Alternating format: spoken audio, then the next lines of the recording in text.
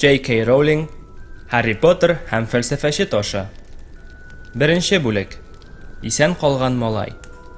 Бүрекүз урамының 4-нче йортында яшәүче дүрселләр, Худайга мең шөкер, гап-гади кеше булуларын зур горурлык белән сөйлиләр иде. Сәер яки серле хәлләргә юлыгуны иң соңгы чиратта гына алардан көтә аласыз. Чөнки дүрселләрнең башын анда юк-бар белән катыру бөтенләй мөмкин булмаган эш. Мистер Дүрсел бораулар ясый торган Граникс ширкәтенең директоры.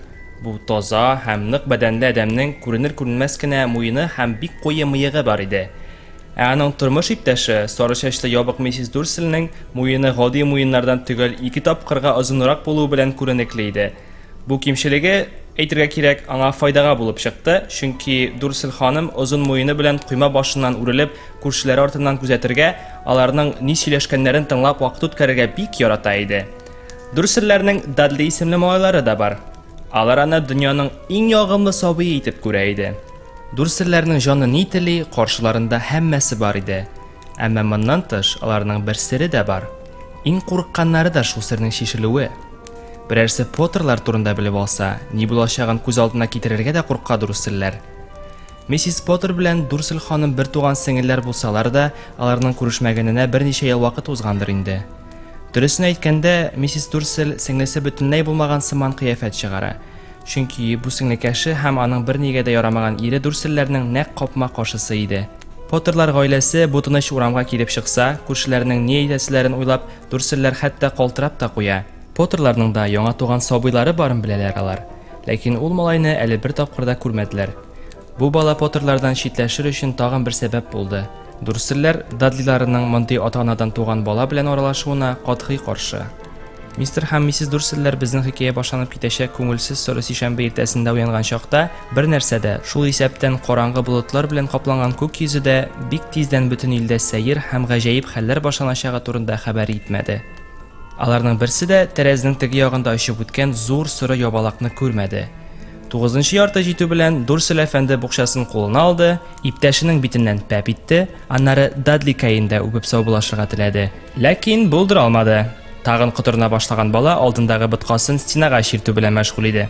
"И бәпшегем" дип сукрана Дүрсел әфәнде өеннән чыкты һәм машинасына утырып 4-нче йортның ишек алдыннан кузгалып китте. Урам чатында Дүрсел әфәнде сәер хәлләрнең беренче билгесен күрде. Бер песи карта укып утыра иде. Беренче мизгелдә ни күргәнен аңламый да калган Дүрсел башын борып, янәдән шул якка карады. Бүрекүз урамы почмагында чыннан да буй-буй төсле песи утыра. Ләкин алдында карта ише бер нәрсә дә юк иде инде. Нәрсә булды инде бу? Күземә әллә нәрсәләр күренә башлады инде. Күрәсең, сүнмәгән фонарь утлары шулай уйныйдыр шәт. Шулай үзен тынычландырып, Дүрсел әфәнде күзләрен чытырдатып йомып кире ачты да песигә туры карады. Песи исә аның күзләренә бакты. Чатны узып туры юлга чыккач, Дүрсел песигә көзгедән күз салды. Хәзер җаниясе Бүрекүз урамы дигән язуны укый иде. Юк, дөресрәге ул аңа карый иде. Песиләр бит, картларында, юл билгеләрендә укый белмиләр. Юк, син нәрсә, каян белсеннәр ди инде? Дүрсел әфәнде башын быргалый, кайнаган миеннән песи затын алып атты.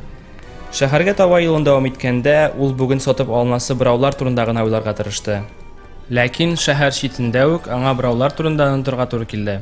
Иртәнге вакытка хас гадәти бөкегә эләккәч, ул ирексездән тирә-юньдә йөргән сәер киемле кешеләргә игътибар итте. Алар мантия кигән иде. Мәзәк итеп киенүчеләрне Дүрселнең җене сөйми иде. Кара инде ул хәзерге яшьләргә өсләреннән теләсә нәрсә тагып бириләр бит. Дүрсел бу кешеләрне дә яңа ахмак модага йөрүчеләр дип уйлады. Ул инде бармаклары белән рульгә суккалый башлагач, күзе машина янында гына басып торган шул тилеләргә төште. Алар бик кызып нидер пышылдашалар иде. Мистер Дүрсел алар арасында бер дә яшь булмаган кешеләрнең дә булуына гаҗәпләнде. Әнә тегесе, мәсәлән, аннан күпкә олорак иде. Үзе зөбәрҗәт төсле мантия киеп куйган. Менә сиңа. Ләкин аннары Дүрселнең башына яңа фикер килде. Бу сәер бәндәләр күрәсең хәйрия өченме шунда нидер җыялардыр. Нәкъ шулайдыр әле ул. Бөкедә торган машиналар ниһаять кузгалды һәм берничә минуттан Дүрсел әфәнде Граниксның машина кую урынына кирип туктады. Мие исә янәдән бираулар белән тулды. Дүрсел әфәнде 9-нчы катта урнашкан эш бүлмәсендә һәрвакыт тәрәзәгә аркасы белән утыра иде. Әгәр бүген дә шулай утырмаса, бу иртәдә бираулар турында уйларга күпкә авыррак булыр иде аңа. Урамдагы кешеләрдән аермалы буларак, ул көпә-көндез һаваны гизгән ябалакларны күрмәде. Урамда үткән кешеләр исә баш өсләреннән берсе артыннан берсе очып үткән ябалакларга төртеп күрсәтеп, шаккатудан авызларын яба алмый тора иде. Әмма мистер Дурселнең иртәсе ябалакларсыз гади иртә иде. Ул 5 кешегә акырырга җитеште. Мөһим эш белән телефоннан берничә тапкыр шалтыратып алды, тагын бераз кычкырырга өлгерде.